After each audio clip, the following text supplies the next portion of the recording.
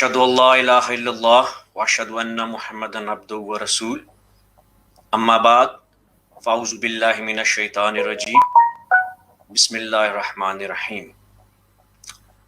معزز سامعین کرام، السلام علیکم ورحمۃ اللہ وبرکاتہ۔ آج ہم اپنے ایک اور پروگرام کے ساتھ آپ کے سامنے حاضر ہیں۔ ہمارا لائیو سلسلہ جو کہ ہفتہ وار آپ تمام حاضرین کو معلوم ہے کہ وہ ہم کرتے ہیں۔ سب سے پہلے میں آج کا ٹاپک جو ہے اس کی تھوڑی سی ڈیٹیل آپ کو بتا دیتا ہوں۔ آج ہم نے ایک انتہائی اہم ٹاپک کو چوز کیا ہے اور وہ ٹاپک ہے ختم نبوت۔ میں آپ سے پینل کا تعارف کروا دیتا ہوں۔ اس وقت ہمارے ساتھ موجود ہیں محترم جناب زاہد عزیز صاحب، السلام علیکم، اور ہمارے ساتھ موجود ہیں امام عامر عزیز صاحب۔ السلام علیکم۔ آپ دونوں احباب کا بہت شکریہ۔ ہم اپنے سوالات کی طرف چلتے ہیں۔ تو میرا آپ سے پہلا سوال ہے محترم جناب زاہد عزیز صاحب سے کہ وحی جو ہے اس کا کمپلیٹ کانسیپٹ جو ہے وہ کیا ہے؟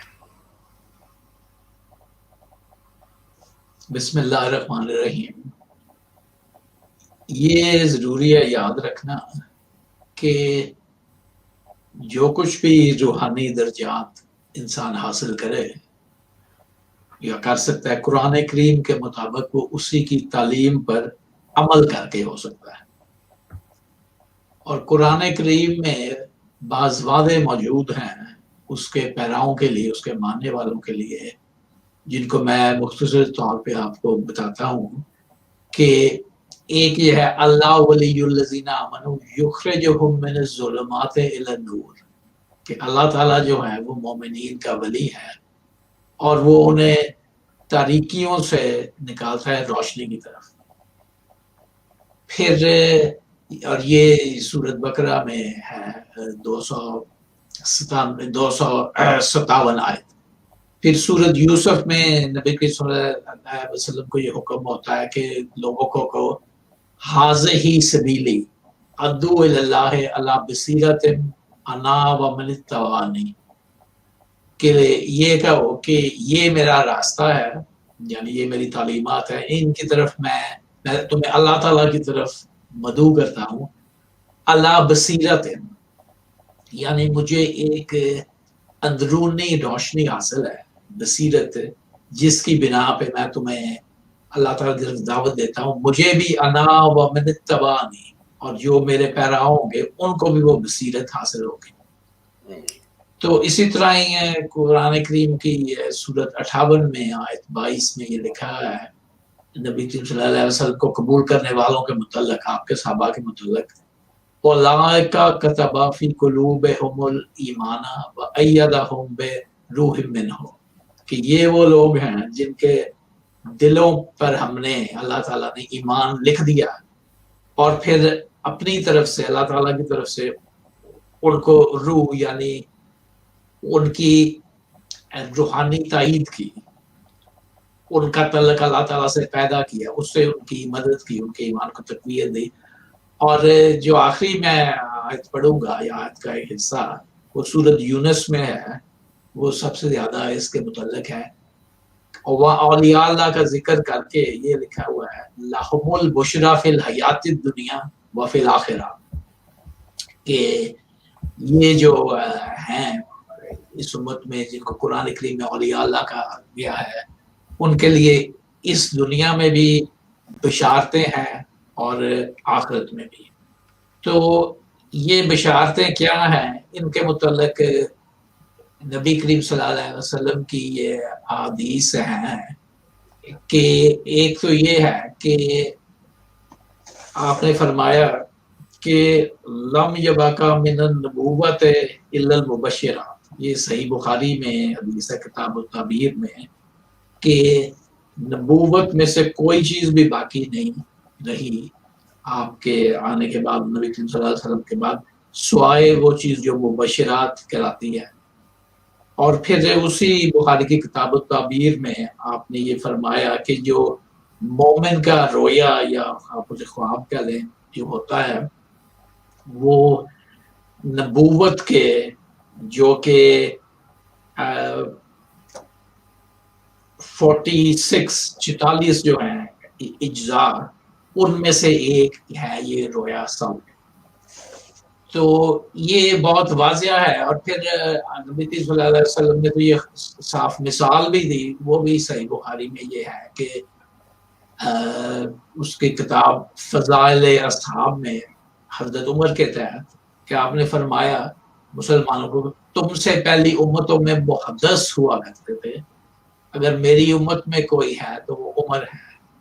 اور اس کے ساتھ ہی یہ روایت ہے اس کے یہ عبارت تم میں سے پہلے بنی اسرائیل میں ایسے آدمی تھے جن سے مکالمہ الہیہ ہوا کرتا تھا, اور وہ عربی میں عبارت ہے رجال یکلمون من غیر ان یکونوا انبیاء, جن سے مکالمہ ہوا کرتا تھا بغیر اس کے کہ وہ نبی ہے.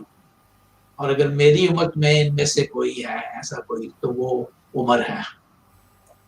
تو اس لیے قرآن میں بھی یہ موجود ہے کہ اس کے جو پیراؤ ہیں وہ ترقی کرتے کرتے, ظاہر ہے کہ ترقی جو ہے وہ ایک راستہ ہے, مختلف لوگ اس کے مختلف مقامات پہ ہوتے ہیں, بہرحال وہ ترقی کرتے کرتے اس مقام پہ پہنچتے ہیں کہ اللہ تعالیٰ کی ہم کلامی جو ہے ان کو ملتی ہے, جس کا مقصد یہ ہوتا ہے کہ دل میں ان کے ایمان کی تقویت پیدا کرنا اور پھر اللہ تعالیٰ کی ہستی کو ایک حقیقت بنانا. اب ہم کہتے ہیں کہ دعا انسان کرے تو قرآن کریم کہتا ہے کہ اللہ تعالیٰ وہ قبول کرتا ہے, لیکن اس کا کوئی ثبوت آپ کسی منکر کو نہیں دے سکتے. چاہے آپ کی دعا قبول بھی ہو جائے تو وہ کہہ سکتا ہے کہ جی یہ تو ایسے ہی ہونا تھا, ہو گیا. تو اس لیے اولیاء کا یہ سلسلہ ہے مجددین کا اسلام میں کہ وہ ایک تو ان کی دعاؤں کا قبولیت بہت زیادہ واضح اور کثرت سے ہوتی ہے, دوسرا یہ کہ وہ اس کے متعلق اللہ تعالیٰ سے علم پا کے پیشن گوئی کر سکتے ہیں, اور بعض دعاؤں کے متعلق وہ کہتے ہیں کہ ہم نے کی تھی لیکن یہ نہیں قبول ہوگی, یا یہ کیا یہ قبول ہوگی. تو وہ ان کی جو وہی ہے اس کے ذریعے یہ ہوتا ہے. اب ایک عام غلط فہمی یہ پھیل گئی ہے کہ وہ لوگ لفظ وحی کو سمجھتے ہیں, لفظ گوئی کہ یہ ایسی چیز جو صرف نبی کو ہو سکتی ہے, لیکن یہ لوگوں کا اصطلاح ہو, لیکن قرآن کریم کی یہ اصطلاح نہیں ہے, کیونکہ قرآن کریم میں یہ ذکر ہے. قرآن کریم نے ہمیں براہ راست یہ مثالیں دی کہ جو غیر انبیاء ہوتے ہیں ان کو بھی وحی ہوتی ہے. جیسے کہ حضرت موسیٰ کی والدہ کے متعلق یہ لکھا ہے کہ وَأَوْحَيْنَا إِلَىٰ أُمِّ مُوسَىٰ, اور آگے عبارت ہے کہ کیا وہ وحی ہوئی, یعنی ہم نے اللہ تعالیٰ نے موسیٰ کی والدہ کو وحی کی, اور آگے وحی کے الفاظ ہیں کہ تو اس کو دودھ پلا بچے کو, یعنی حضرت موسیٰ کو, اور ڈر مت, اور پھر اس کو وہ دریا میں ڈال دے وغیرہ, وہ آگے چلتی ہے. اسی طرح ہی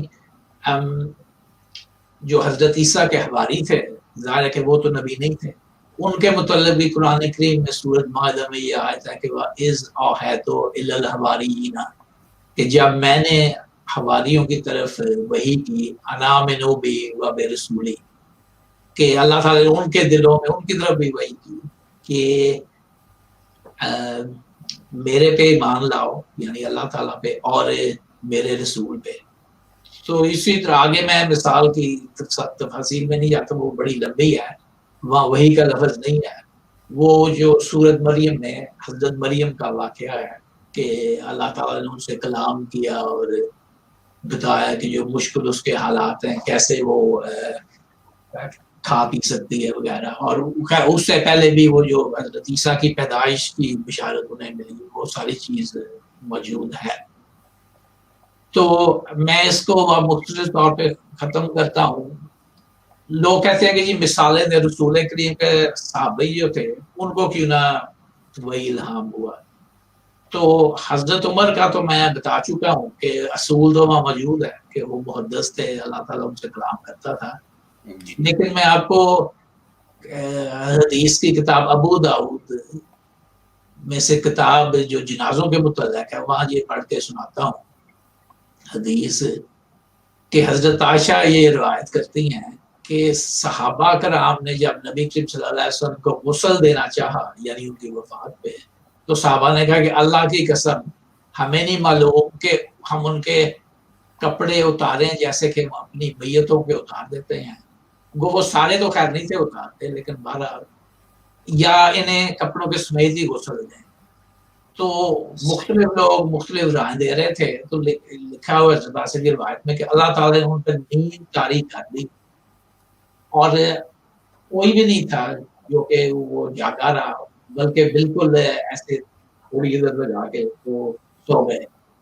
तो फिर एक आवाज आई और यहाँ लिखा है किसी को खबर नहीं कि वो कौन था, और वो आवाज ये थी कि नबी को गुस्ल दो कपड़ों के समेत।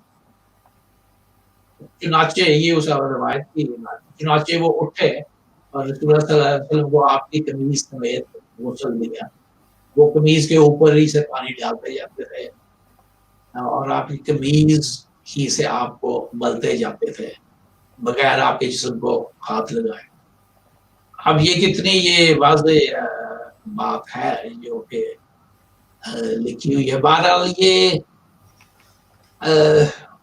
ये कहलाती है वही विलायत, जो कि तभी कबूल आप उस पर तभी अमल कर सकते हैं, तभी कबूल कर सकते हैं अगर वो कुरान और इस्लामिक शरीयत के मुताबिक हो। उसके खिलाफ अगर हो तो वो नहीं हो सकती है दुरुस्त वही। और हजरत मिर्जा गुलाम अहमद साहब ने भी ये लिखा है कि अगर मुझे ऐसी कोई वही या इल्हाम हो जो कुरान करीम के खिलाफ है तो मैं उसे रद्दी की तरह फेंक दूंगा। तो इसलिए इनका मकसद समझना चाहिए, क्योंकि हदायत और हमारी जिंदगी गुजारने के लिए और इबादत वगैरह के लिए जो फराइज हैं उनके लिए ये कुरान और हदीस और शरीयत इस्लाम ही है। ये चीजें जिनका आप जिक्र कर रहे हैं ये इंसान के ईमान को तकवीत देते हैं और उसके दिल में ये डालते हैं कि अल्लाह ताला वाकई मौजूद है, ताला से तल्लुक कायम करते हैं ये फिनोमिनन जो है। तो बस मैं इसी पे फिर अपनी बात खत्म जी करता हूँ। बहुत शुक्रिया आपका। अब इमाम आमिर अजीज, मेरा आपसे सवाल है कि खत्म नबूवत से मुराद क्या है? बिस्मिल्लाहिर्रहमानिर्रहीम। खत्म नबूवत से मुराद ये है, जो आम सादा अल्फाज में हम कहें तो वो ये कि मोहम्मद रसूलुल्लाह सल्लल्लाहु अलैहि वसल्लम जो हैं वो खुदा के आखिरी नबी और आखिरी रसूल हैं, और अब आपके बाद कोई भी शख्स है वो इस मुकाम नबूवत पे और इस जो नबूवत का मनसब है इस पर फायज नहीं हो सकता।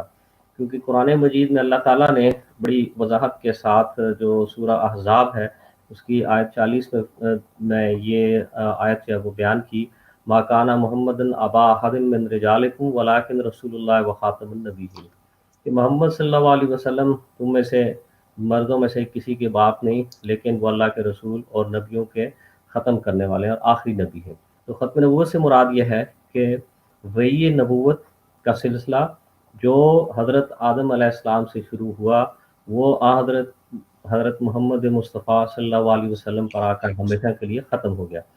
यानी अब कोई भी शख्स मोहम्मद रसूलुल्लाह सल्लल्लाहु अलैहि वसल्लम के बाद ना तो नबी होने का दावा कर सकता है और ना ही कोई शख्स जो है वो वही नबूवत का दावा कर सकता है या क्लेमेंट बन सकता है।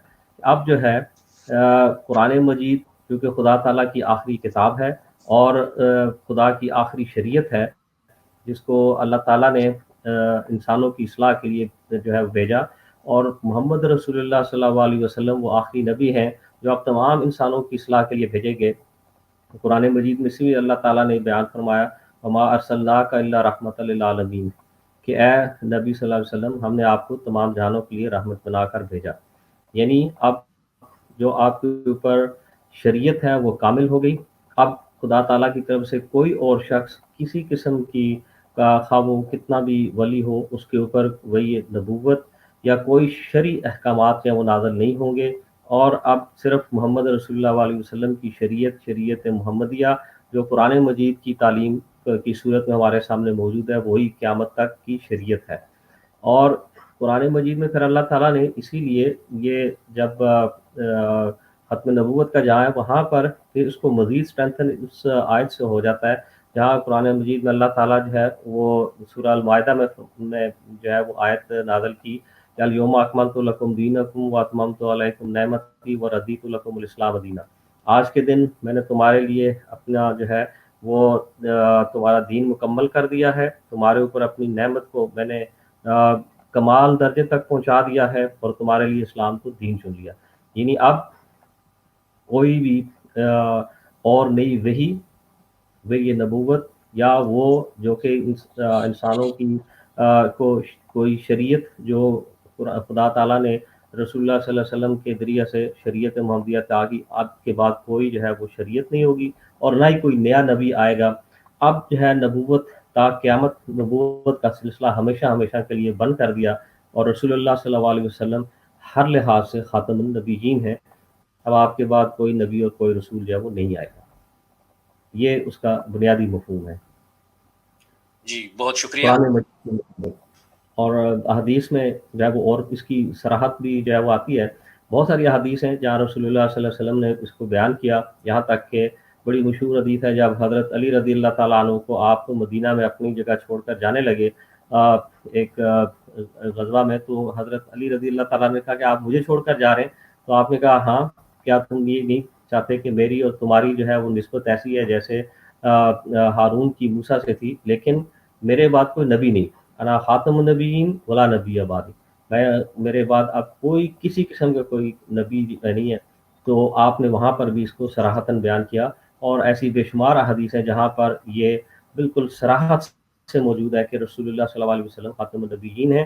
اور پھر اس کی ایک مثال آپ نے بڑی خوبصورت بیان کی کہ ایک محل کی ہے، وہ میں اب حدیث نہیں پڑھتا کیونکہ ٹائم تھوڑا کہ آپ ایک ایسا بڑا خوبصورت محل ہے اور اس میں ایک اینٹ کی جگہ باقی تھی، تو لوگوں نے پوچھا کہ یہ کون ہے، یہ جگہ جو ہے وہ کہا کہ یہ اینٹ آخری میں ہوں، اور میں انا خاتم النبیین ولا نبی بعد، میں جو ہے نبی آخری نبی ہوں اور میرے بعد کوئی نبی نہیں۔ اور اس محل، اب وہ جو محل تھا نبوت کا وہ مکمل ہو گیا، اور اب اس کے بعد جو ہے کسی قسم کا کوئی اور جو ہے وہ نبی جو ہے وہ نہیں آئے گا۔ یہ جو ہے اصل میں ختم نبوت کا اصل مقام یا اصل تصور ہے۔ جی بہت شکریہ۔ ختم نبوت کا تصور اسی سوال سے میرا آپ سے ریلیٹڈ ہے کہ ختم نبوت کا تصور کیوں اہم ہے؟ اگر نبوت ختم ہوگی تو کیا وحی کا دروازہ ہمیشہ کے لیے بند ہو گیا؟ یہ مجھ سے سوال کیا آپ نے؟ جی یہ میں نے آپ سے۔ اس میں یہ ہے کہ دیکھیں، میں نے جیسے کہا کہ یہ اس لیے اہم ہے کیونکہ ہر چیز کی جو ہے وہ ایک تکمیل چاہتی ہے۔ خدا تعالیٰ نے انسانوں کی اصلاح اور ہدایت کے لیے حضرت آدم علیہ السلام سے جب سے انسانوں کی اصلاح کے لیے اللہ تعالیٰ نے وحی نبوت کا سلسلہ شروع کیا تاکہ لوگوں کی اصلاح ہوتی رہے، اور وہ ایک ہی اس کا ذریعہ ہو سکتا تھا کہ خدا تعالیٰ مختلف اوقات میں انبیاء بھیجتا رہا اور وہ اپنے امتوں کی اصلاح کرتے رہے۔ پھر اس بڑے پلان کے اندر اللہ تعالیٰ نے رسول اللہ صلی اللہ علیہ وسلم کو خاتم النبیین بنا کر بھیجا، آخری نبی بنا کر بھیجا، تاکہ وہ کام جو پہلے ایک لمیٹڈ ایریا تک جو انبیاء کرتے تھے، اب ایک ایسا رسول آئے، ایک ایسا نبی آئے جس نے تمام دنیا کے لیے اس کام کو کرنا تھا۔ اس لیے آپ کے اوپر آ کر نبوت کا اختتام کر دیا تاکہ وہ جو خدا تعالیٰ کی جو نعمت تھی وہی کی وہ ہمیشہ کے لیے آج رسول اللہ علیہ وسلم پر آ کر اس کو مکمل کر دیا۔ اس لیے یہ اس کو لاجیکلی بھی یہی ہے کہ جب کوئی چیز شروع ہوتی ہے تو اس کا ایک اختتام ہوتا ہے۔ نبوت کا جو ہے اس طرح رسول اللہ علیہ وسلم پر اختتام ہوا اور آج رسول اللہ علیہ وسلم پر وہی نبوت کا دروازہ ہمیشہ کے لیے بند کر دیا۔ اب جہاں تک تعلق ہے آئندہ کی اصلاح کے لیے، تو اس میں جو وہی ہے، وہی کا رسول اللہ صلی اللہ علیہ وسلم نے بڑی وضاحت سے اس چیز کو بیان کیا، اور ہمیں اس کو سمجھ لینا چاہیے۔ لم یبق من النبوت الا المبشرات، کہ نبوت میں سے کچھ باقی نہیں سوائے مبشرات کے۔ تو صحابہ نے پوچھا مل مبشرات یا رسول اللہ، یا رسول اللہ کی مبشرات ہیں، آپ نے کہا الرؤیا الصالحہ، یہ ایک سچا نیک خواب، کسی انسان کا خواب جو ہے یہ صرف اور صرف مبشرات کا ایک دروازہ کھلا ہے۔ اچھا اس میں پھر آگے بہت ساری ٹرمنالوجی استعمال ہوتی ہے، کچھ اس یہاں لفظ مبشرات ہے یعنی سچا خواب ہے، اسی کو پھر جو صوفیاء کے ہاں یا بہت سارے جو لوگ جو صوفیاء اور فقہاء ہیں اس کے لیے لفظ وحی ولایت استعمال کرتے ہیں۔ بہرحال جو بھی اس کو کریں، تو اب صرف ایک سچا خواب یعنی ایک رویا صالحہ کا ایک دروازہ کھلا ہے، لیکن یہ بھی ہمیں ذہن میں رکھنا چاہیے کہ اگر وہ اس کے لیے لفظ الہام ہو، وحی ہو، کشف کوئی بھی استعمال کریں جو مختلف ٹرمنالوجی استعمال ہوتی ہے، لیکن یہ کوئی نہ تو شریعت میں رد و بدل کر سکتے ہیں، ان الہامات کو ماننا جائے کسی دوسرے انسان کے لیے ضروری نہیں ہے، اور نہ ہی اگر یہ الہام جو ہے وہ اگر کسی انسان کا یا اس قسم کا خواب جو ہے وہ قرآن اور سنت رسول اللہ صلی اللہ علیہ وسلم کے خلاف ہو تو اس کی کوئی وقت بھی نہیں، کوئی حیثیت نہیں ہے۔ اس لیے اب جو آئندہ کا جہاں تک وحی کا سلسلہ ہے، کوئی وحی نبوت نہیں رہی، نہ ہی کوئی نئی شریعت کے لیے کوئی وحی آئے گی۔ ہاں یہ رویا صالحہ جو ہے موجود ہے، جیسا کہ ہمارے بھائی ڈاکٹر زاہد عزیز صاحب نے کہا کہ یہ انسان کی تقویت کا ایک باعث بن سکتی ہیں انسانوں کی جو ہے، لیکن یہ صرف قرآن کی شریعت کے ماتحت ہیں تو وہ درست ہے، اور اگر اس کے خلاف ہے تو پھر اس کی کوئی حیثیت نہیں۔ جی بہت شکریہ۔ میرا ڈاکٹر زاہد عزیز صاحب سے سوال ہے، اب نبوت ختم ہوگی تو اصلاح بشر کے لیے کیا ذریعہ اڈاپٹ کیا جائے گا؟ بات یہ ہے کہ لوگوں کی اصلاح کا طریقہ تو ایک ہی ہے کہ قرآن کریم کی تعلیم کو سمجھا جائے، اس پہ عمل کیا جائے، اور نبی کریم صلی اللہ علیہ وسلم کی جو سنت ہے اس پہ عمل کیا جائے۔ لیکن کیونکہ وقت گزرنے سے اور لوگوں کے اختلافوں سے، مختلف فرقے بننے سے یہ چیزیں جو ہیں یہ صاف اور واضح نہیں رہتی کہ اصل تعلیم بعض مسائل کے متعلق کیا تھی۔ تو اس لیے مجددین آتے ہیں جن میں کہ جو پچھلے تھے وہ حضرت مرزا غلام احمد صاحب قادیانی، وسیع مئو تھے، تو وہ پھر بطور نمائندہ نبی کریم صلی اللہ علیہ وسلم کے ان کے نمائندے بن کے، تو وہ دین اسلام جو اصل تھا جو قرآن کے مطابق ہے اس کی تعلیم دیتے ہیں اور لوگوں کو اس کی طرف بلاتے ہیں۔ اور پھر ایک بہت اہم بات یہ ہے کہ ہر دور میں کو خاص قسم کے مسائل پیدا ہوتے ہیں جن کا تعلق اس دور سے ہوتا ہے جو پہلے غالباً نہیں پیدا ہوئے ہوتے۔ تو اللہ تعالیٰ ان مجددین کو یہ بھی روشنی دیتا ہے کہ وہ بنیادی کون سی چیزیں ہیں جن کی اصلاح کی ضرورت ہے، لوگوں میں کیا خرابی یعنی پیدا ہو گئی ہے جس کی اصلاح کی ضرورت ہے۔ مثلاً آیا لوگوں کی نماز پڑھنے میں یہ غلطی ہے کہ وہ وضو ٹھیک طرح نہیں کر رہے، یا ان کے لباس ٹھیک نہیں ہے، یا وہ ٹخنوں سے اوپر یا نیچے ہے ان کی سلوار، آیا یہ مسلمانوں کی جو مسائل ہیں اس سے پیدا ہوئے ہیں، یا اس سے کہ وہ جسمانی ارکان تو پورے ادا کرتے ہیں، الفاظ بھی ادا کرتے ہیں، لیکن ان کے دلوں پہ کوئی اس کا اثر نہیں ہو رہا۔ تو مجدد زمانہ نے یہ بتایا کہ اصل میں یہ بات ہے کہ یہ چیزیں آپ کے روح تک نہیں پہنچ رہی، آپ کے دلوں تک نہیں پہنچ رہی، اس لیے آپ یہ غور و فکر کر کے یہ چیزیں کیا کریں اور دل سے اللہ تعالیٰ کے آگے رجوع کریں۔ تو یہ تو میں نے صرف ایک مثال دی ہے کہ ایک مجدد جو ہے وہ کیسے یہ اصلاح بشر جو ہے جس کی بنیاد تو قرآن کریم میں ہے، کیسے وہ پھر آگے سے ہر زمانے میں جاری رکھتے ہیں۔ جی بہت شکریہ آپ کا۔ اسی میں سے ایک ضمناً ایک سوال جو ہے وہ یہ اٹھتا ہے، کیا حضرت مرزا غلام احمد قادیانی انہوں نے دعوی نبوت کیا؟ جی اس پہ عامر عزیز صاحب آپ اگر روشنی ڈالیں۔ بات یہ ہے کہ میں نے ابھی جیسا کہ بیان کیا ہے کہ جو نبوت ہے وہ رسول اللہ صلی اللہ علیہ وسلم پر ہمیشہ کے لیے ختم ہوگی۔ اب کوئی بھی انسان جو ہے وہ دعوی نبوت نہیں کر سکتا، مرزا غلام احمد صاحب کا جہاں تک آپ نے یہ سوال کیا ضمناً اس کے اوپر ایک بہت پوری فل ڈسکشن کی ضرورت ہے. آپ نے قطعاً نبوت کا دعویٰ نہیں کیا. آپ کی کسی تحریر کسی کتاب میں ایسا دعویٰ نبوت موجود نہیں ہے. یہ بالکل غلط فہمی ہے اور مس انڈرسٹینڈنگ ہے. وہ بھی مس انڈرسٹینڈنگ کچھ تو جو علماء ہیں انہوں نے ان کی وجہ سے وہ پھیلی، اور ان کو دوسری مس انڈرسٹینڈنگ کی بنیادی وجہ چونکہ جماعت قادیان جسے ہم جماعت ربوہ بھی کہتے ہیں، جو اپنے آپ کو یہاں جرمنی میں ان کا نام احمدیہ مسلم جماعت AMJ کے طور پر وہ مشہور ہے، وہ ہے ان کی اپنی غلط تعبیرات اور ان کا غلط عقیدہ ہے. مرزا غلام احمد صاحب کا صرف اور صرف ایک ہی دعویٰ ہے، اور وہ ہے کہ میں محدث ہوں، یعنی وہ شخص جس سے خدا ہم کلام ہوتا ہے. اور جیسا ڈاکٹر زاہد عزیز صاحب نے بیان کر دیا آپ نے اس میں کہ جو وحی کا سلسلہ جیسا میں نے کہا وہ ہمیشہ کے لیے وحی نبوت بند ہے، لیکن تاہم وہ بشرات باقی ہیں، وہ بشرات کا معاملہ ہو. مرزا غلام احمد صاحب نے بھی اسی پوائنٹ کو، یعنی اپنے لیے آپ نے صرف اور صرف وہ ٹرمنالوجیز، آپ نے وہ جو ہے وہ ٹرمنالوجی استعمال کی ہے جو صوفیاء اور فقہاء ان سے پہلے استعمال کرتے رہے ہیں. یعنی آپ پوری اسلامک ہسٹری میں پڑھ جائیں، جہاں تک جتنے بھی صوفیاء کا جو سلسلہ ہے وہاں سب کے سب وہ ان ٹرمنالوجیز کو اختیار کرتے رہے، لیکن ان میں سے کوئی ایک شخص بھی جو ہے وہ مدعی نبوت نہیں ہے. مرزا غلام احمد صاحب کا تو معاملہ بالکل ایسا ہے کہ انہوں نے تو کسی اپنی کتاب میں کسی اپنی تحریر میں اس چیز کا ذکر ہی نہیں کیا کہ میں جو ہے وہ دعوی نبوت کر رہا ہوں، بلکہ اس کے برعکس آپ نے اپنی ساری کتابوں میں ختم نبوت کی جو اصل حقیقت ہے اس کو بیان کیا.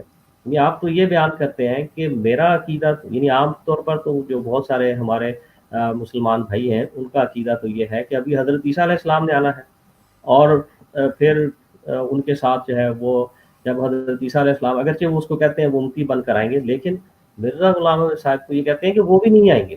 یعنی نہ صرف یہ کہ کوئی نیا نبی بلکہ پرانا بھی کوئی نہیں آئے گا.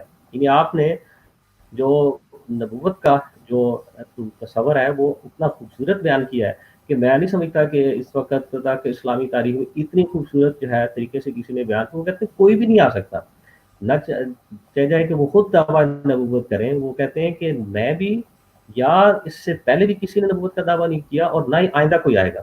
حضرت عیسیٰ علیہ السلام بھی نہیں آئیں گے، بلکہ وہ تو انہوں نے، وہ کہتے ہیں کہ حضرت عیسیٰ کی وفات جو ہے وہ تو خود ختم نبوت کے اوپر ایک بہت بڑا ثبوت ہے کہ آئندہ جو ہے وہ حضرت عیسیٰ علیہ السلام بھی نہیں آئیں گے، خواہ وہ امتی بن کے آئیں، یہ کسی آ ہی نہیں سکتے. یہ کہتے ہیں کہ کوئی نہ نیا نبی آ سکتا ہے نہ پرانا آ سکتا ہے. یہی ایک ایکچوئل جو میں یہ سمجھتا ہوں کہ جو پوائنٹ آف ویو ہے ختم نبوت کا سمجھنے کا، وہ اگر کوئی، میں سمجھ اس وقت اسلامی تحریکات میں جو ہے وہ جماعت احمدیہ لاہور نے جو اپنا پوائنٹ آف ویو دیا ہے وہ بالکل عین اسلام کے مطابق ہے کہ نہ کوئی پرانا نبی آ سکتا ہے نہ نیا نبی آ سکتا ہے.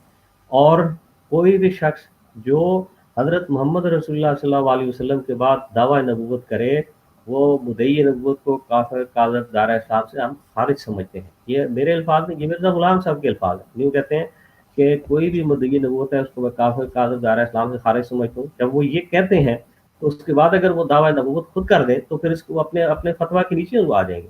لہٰذا یہ بالکل جو ہے غلط فہمی ہے لوگوں کو. جو ہمارے بھائی ہیں ان کو اس معاملے میں بالکل دھوکہ لگا ہے، اور ان کو جو ہمارے جو جماعت ربوہ کے جو بھائی ہیں ان کو بھی اس معاملے میں سرین دھوکہ لگا ہے. اور ان کا جو انہوں نے مرزا غلام صاحب کہیں دعویٰ نہیں کیا. نہ آپ کی اپنی کتاب آپ شروع سے لے لیں، پڑھ لیں، پہلی کتاب سے لے کے 1908 تک جب آپ کی وفات ہوگی 26 مئی تک، کہیں آپ نے دعوی نبوت نہیں کیا. یہ بالکل سرین آپ کے اوپر الزام ہے اور یہ تہمت ہے، جو اگر کسی وقت اس میں مزید بحث کا وقت ہوا تو انشاءاللہ ہم ضرور اس معاملے میں بھی آپ کے سامنے تو میں مزید ایکسپلین کر دوں گا. جی بہت شکریہ. اسی طرح ہمارے پاس کچھ سوالات آئے ہیں. تو ایک جو سوال پوچھا گیا ہے کہ ختم نبوت کے اوپر جماعت احمدیہ لاہور جو ہے ان کا کیا سٹانس ہے؟ زاہد عزیز صاحب آپ اس پہ روشنی ڈالنا پسند فرمائیں گے؟ جی یہ تو محترم امام عامر عزیز صاحب نے واضح کر دیا ہے کہ جماعت احمدیہ لاہور جو ہے وہ اس کا سٹانس وہ ہے وہی جو کہ حضرت مرزا غلام احمد صاحب کا دیانی بانی سلسلہ احمدیہ کا تھا کہ نبی کریم صلی اللہ علیہ وسلم خاتم النبیین ہیں ان معنوں میں کہ ان کے بعد کوئی نبی نہیں آ سکتا، نہ نیا نہ پرانا، اور یہ ان کا سٹانس تھا، اور یہی جماعت احمدیہ لاہور کا 1914 سے ہے۔ تو میں آپ کو ذرا حضرت مرزا غلام احمد صاحب کی ایک مختصر سی عبارت سناتا ہوں کتاب البریہ سے۔ آپ یہ لکھتے ہیں، حضرت صلی اللہ علیہ وسلم نے بار بار فرمایا تھا کہ میرے بعد کوئی نبی نہیں آئے گا، اور حدیث لا نبی آبادی ایسی مشہور تھی کہ کسی کو اس کی صحت میں کلام نہ تھا، اور قرآن شریف جس کا لفظ لفظ قطعی ہے اپنی آیت کریمہ وَلَٰكِن رسول اللہ و خاتم النبیین سے بھی اس بات کی تصدیق کرتا تھا کہ فی الحقیقت ہمارے نبی صلی اللہ علیہ وسلم پر نبوت ختم ہو چکی ہے، پھر کیوں کر ممکن تھا کہ کوئی نبی نبوت کے حقیقی معنوں کی روح سے حضرت صلی اللہ علیہ وسلم کے بعد تشریف لائے؟ اس سے تو تمام تار و پود اسلام درم برم ہو جاتا تھا۔ غرض قرآن شریف میں خدا تعالیٰ نے حضرت صلی اللہ علیہ وسلم کا نام خاتم النبی رکھ کر، اور حدیث میں خود حضرت نے لا نبی آبادی فرما کر اس امر کا فیصلہ کر دیا تھا کہ کوئی نبی نبوت کے حقیقی معنی کی روح سے حضرت صلی اللہ علیہ وسلم کے بعد نہیں آ سکتا۔ تو یہ آپ کی تحریر ہے کتاب البریہ جو کہ درمیانی زمانے کی ہے۔ تو آپ نے اپنی زندگی کے آخر میں ایک کتاب لکھی، وہ برائن احمدیہ حصہ پنجم ہے، اور وہاں بھی آپ نے ایک انٹرسٹنگ دلچسپ بات کہی۔ آپ نے فرمایا کہ آپ نے حضرت موسیٰ تورات جن کی کتاب تھی، حضرت عیسیٰ جن کی کتاب انجیل تھی، اور نبی کریم صلی اللہ علیہ وسلم جن کی کتاب قرآن کریم ہے، ان کا مقابلہ کرتے ہوئے یہ لکھا ہے کہ حضرت موسیٰ نے اپنی توریت کو ناقص تسلیم کرنے کے لیے آنے والے نبی کی تعلیم کی طرف توجہ دلائی، یعنی حضرت موسیٰ نے فرمایا کہ میرے بعد ایک نبی آئے۔